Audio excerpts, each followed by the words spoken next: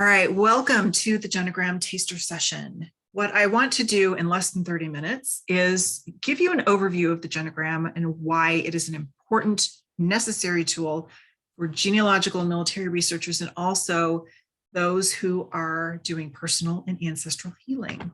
If you have questions through this, go ahead and type them in the chat and I will either answer as we go along or answer at the end. So, when we do Genogram sessions, one of the things that happens when you book a session is I ask you some family history questions. So you respond to those, you send them back to me, and we go one of two ways with the session. Some people are just curious and they just want to know what is going on in my family. What are the different patterns that we might be picking up based on these questions, and then different questions that I will ask throughout the session. So we start to build out the Genogram and we take a look at those different things. Other people come to me and say, you know what, I really want to look at this specific theme. And in just a moment, we're going to look at what some of those themes are.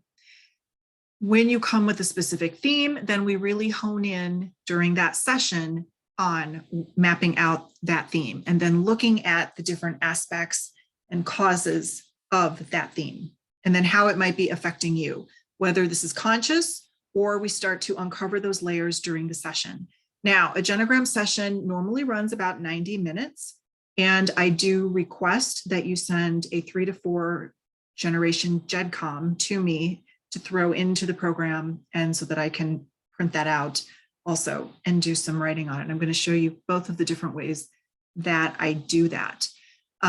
So if you do sign up for a session, I'll send you very specific instructions on how to export that GEDCOM, because I do not need everything in your database. What we also do in these 90 minutes that we are together is do a little energy healing. So we're not going to just identify some of these patterns that exist.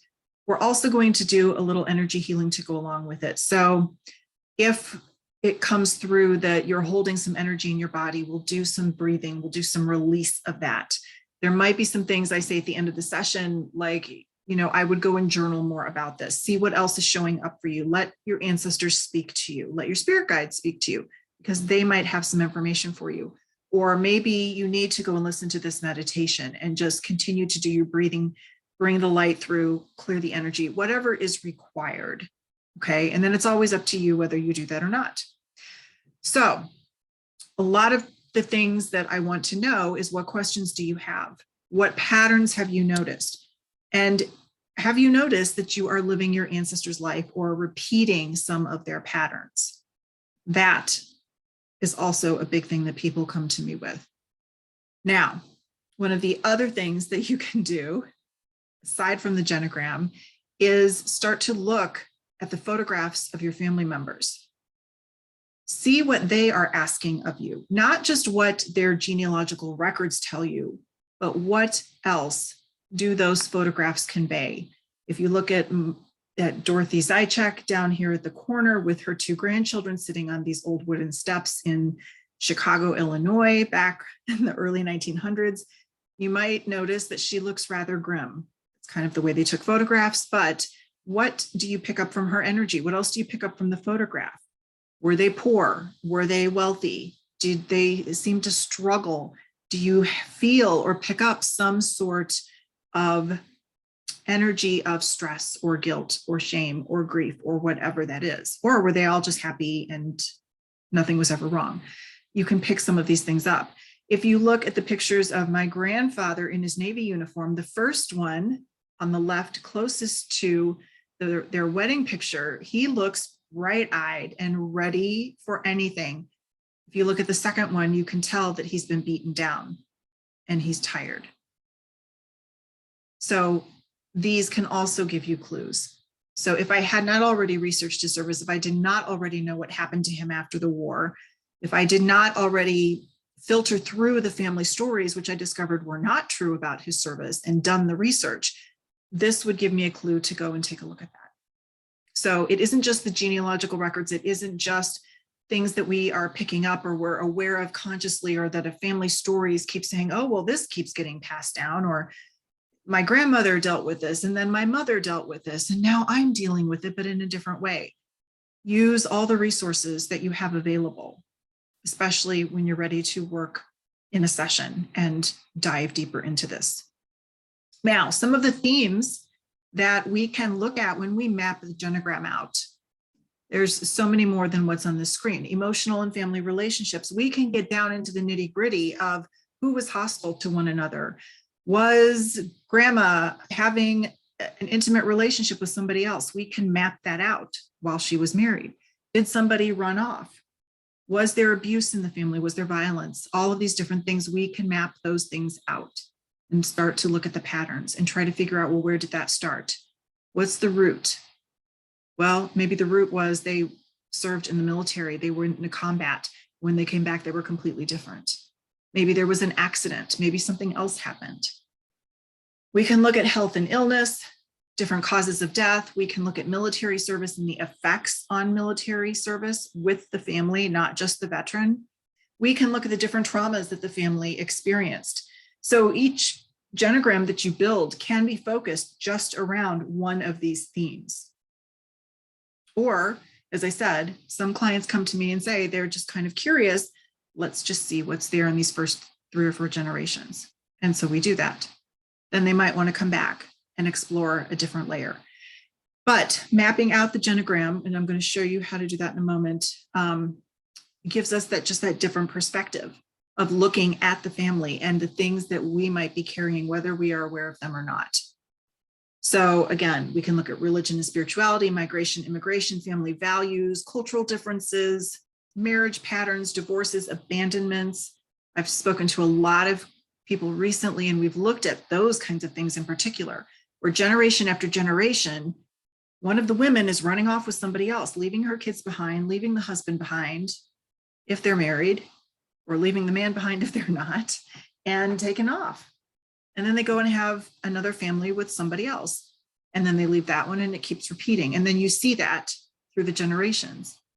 So these are different things that we can take a look at, which then may also, and often does, lead to more genealogical research because it brings up about 100 more questions. Now, when we use genograms, we map them out and we use basic symbols, and there are way more than what I'm showing you on the screen. And we use a lot of different colors to represent different things within the genogram. So when we use the colors and the symbols, it just helps give you a different visual representation of your genealogical data on some level, okay? We can look at emotional relationships, and this is just another example of the different kinds of symbols and colors that we can use to make sure that we're mapping things out properly. And then we can always put the codes, map codes of what each of these things are that we used within the genogram, so that you don't have to memorize all of this, you know exactly what is happening. Now, when we look at some topics, and illness or health is just one, we can take that a level deeper, and we can look at where might the body be storing those emotions. Now, one example is lungs, okay? If you have a lot of people in your family with lung issues, or you are suffering from lung issues, and none of this is medical advice, not only do you want to look at the medical aspect of it, but what is the energetic aspect of it? Are you carrying a lot of grief, or were the people with lung issues in the family carrying a lot of grief? Consciously or unconsciously, how much of it was being passed down through the generations, and where did it originate? And what was the cause? Can we identify that? Maybe it's too far back and you can't identify it, but it's always a good thing to look at. This is another thing that we can tap into energetically through a session and try to do some energy work around. Also, if you want to take a screenshot of this, that additional resource, joyfulapproach.com, there is a huge list of all kinds of different ailments or diseases and the different emotions or issues that get stuck that create that. So if you're interested, you can go take a look at that. Maybe it will resonate with you. If it doesn't, let it go. Now, one of the ways that I do genograms is to draw it out. And then I also have a program, which I'm going to show you in just a moment. But drawing it out, using the different colors and focusing on a specific thing is one way that helps me create this. And I also will do this sometimes for the client. instead of in the program. I have my key at the top that we have diabetes, cancer, heart issues, alcoholism, depression, and physical or mental illness. And we can start to look at that and take a look at where are the patterns? What are they? How often do we see cancer in every single generation? How often do we see the heart issues in every generation? And actually on my maternal side, if I went back more, almost everybody has a heart issue or died of a heart issue. We might chalk that up to the rich and luscious Czech foods that every Czech woman in my family would make. Is that the only thing that caused the heart issues? Maybe not. Maybe there was something energetic stuck in the family that just never went away. So this is one example of something that we can look at. We also, on this, will record years of birth and death. Sometimes we'll just put the age that they died. We can add or subtract as much information on each map as we want to. Now, within the realm of genograms, there are also military genograms that we can take a look at. So there are symbols for military. Now, one of the things I would like you to consider, and this is just a little bonus kind of genogram, is looking at kinship relationships. So the genogram does not have to just be about bloodline relationships. You can put a person in at the start of the genogram and start to look at all of their community connections. Maybe that is what you want to look at. Where was my ancestor, my grandfather, who had all this money in this small Western town? What were all the connections that he had? We do this in various different ways in genealogy, but using the genogram and the different symbols and colors, we can also map it out to look at different kinds of relationships instead of bloodline. In the center, we have Charles Walby. He died in 1944 during World War II. The line coming down from him are not his children. They are all of the aircrew members that he was on the plane with. And Ernest, who is listed below with the red lines coming off of him, also was killed in this plane crash. One of the things that is helpful with mapping something like this out is we see the names of all the other people associated with this person, and we can start to look into their records.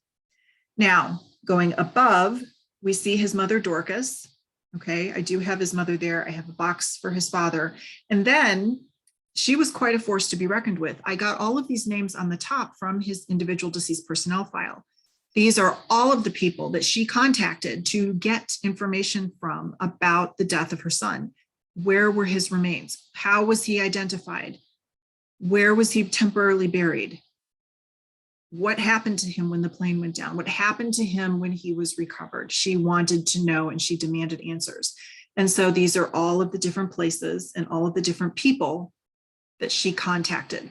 Now, if you investigated those kind of people, would you find a lot of information about her and Charles specifically? Probably not, but you never know. So this is just an extra way that a genogram can be used outside of looking at the bloodline. Again, you can use this for cultural connections. I've seen it used.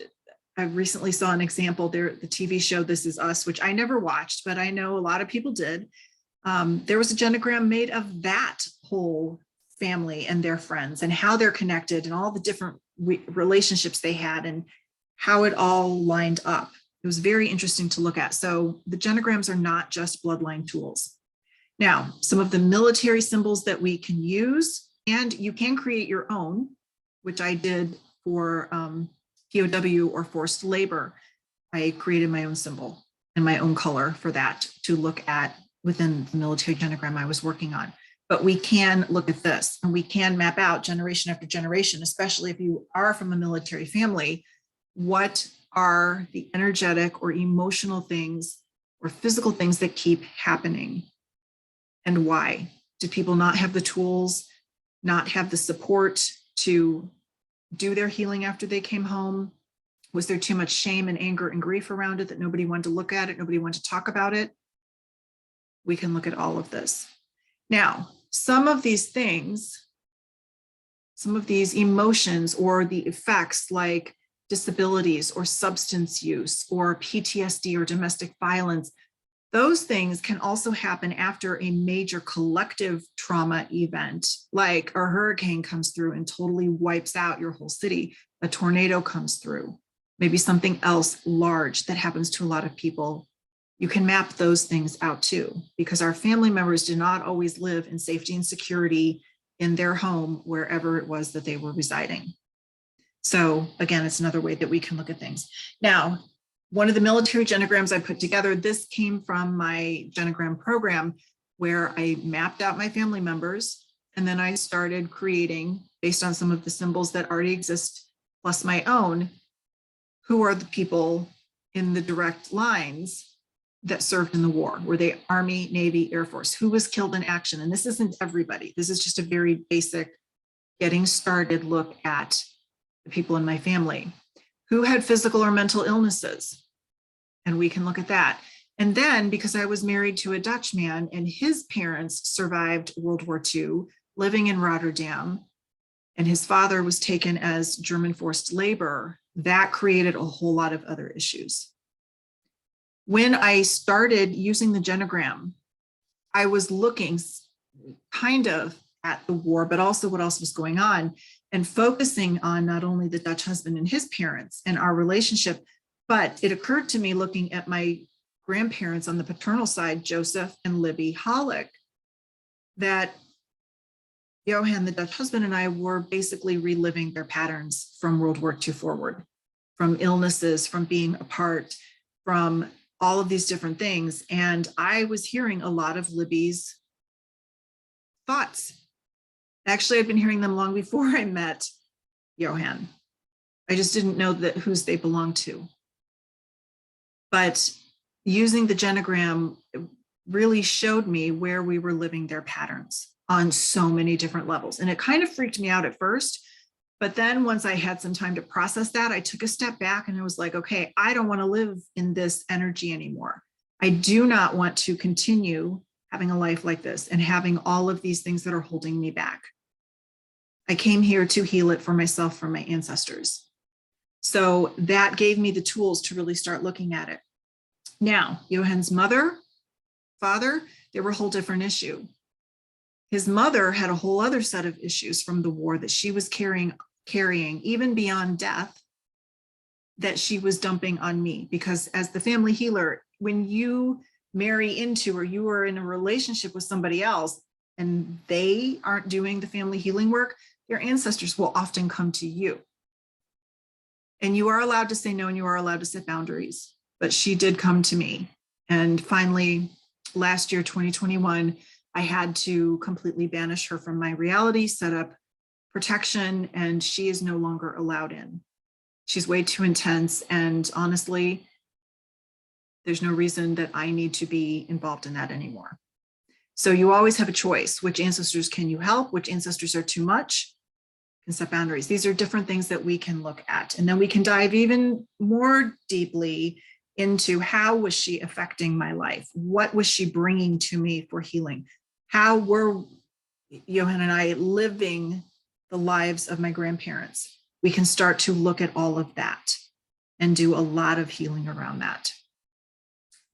Now, one of the other things that I would like to show you is an actual genogram on the computer screen. So when I brought in 3 generations of my family tree, I can start to map it out. And from this, what I will often do is then space them properly so I can print them. And this genogram is actually 3 pages in length landscape. Just throwing in some basic things, whatever it is you want to focus on. And there were 2 things I wanted to focus on, just kind of looking at this, is who is having some mental illness issues or physical illness issues in the family. Well, my paternal grandfather, my maternal grandfather, and then if we go up, my second great grandfather on my paternal side and second great grandfather on my maternal side. We have suicides on both sides. Different reasons, but they exist. What's also interesting and not yet mapped out on here is Joseph was found by my grandma Libby. So she is also carrying that grief and whatever else she was carrying because she's the one that found him. Now, is the family story of why he chose that exit true? I don't know. I can also look at a couple of different things that I have questions about that will probably never be answered, unless I really tap into the energy of these people. But I have questioned whether my grandparents got married by choice or because it was convenient. And the same with Johan's parents. Two very different stories of how they got together. My grandparents had been dating for several years, but in 1930, when my great-grandfather John fell down a flight of stairs and died of a head injury, my grandfather all of a sudden became the head of household and the guardian of 3 younger siblings. And it was interesting that in April of 1930, his father dies one week, the next week, the census taker comes around, and then a few days later, he and Libby got married. She is a stepmom, sister-in-law right away. And then a year later, she has her first kid and pops them out for 3 years, or every 2 years after that. She has 3 boys before the war. My dad was after the war. And I wondered, did they choose it? Was it convenient? Were there any other choices? And when we look at the women in our family, especially, we have to ask what other choices were available and how many of those choices are we making that they made that might not be in our highest good. With Johan's parents, Johan and Johanna, there was a whole other thing, war related. They ended up as teenagers living in the same household because she left her household. And after the war, about 8 years after the war ended, they got married. And I wonder, did they, because it was convenient, did they feel obligated to each other because of what they experienced in the war? What else was going on? And again, these are questions we might not be able to answer, but when we start to look at those patterns within our own lives, we can start to see where we've been making choices from some of those similar energies, and we can start to shift that. Genograms are extremely powerful tools. And again, we can look at so many different themes, different experiences, different energies using them. So if you are interested in a Genogram session until the 4th of June, you'll get an email after this is over with. I am offering a slight discount on the sessions, $25 off a 1-session package, $75 off a 2-session package. A lot of people come in, they do 1 session and they're like, you know what, I really want to go deeper and I want to investigate this in particular. So a 2-session package is often a very good idea. So are there any questions about kind of this quick overview of what a genogram is and how it might be helpful? If you have questions, please go ahead and type them in the chat.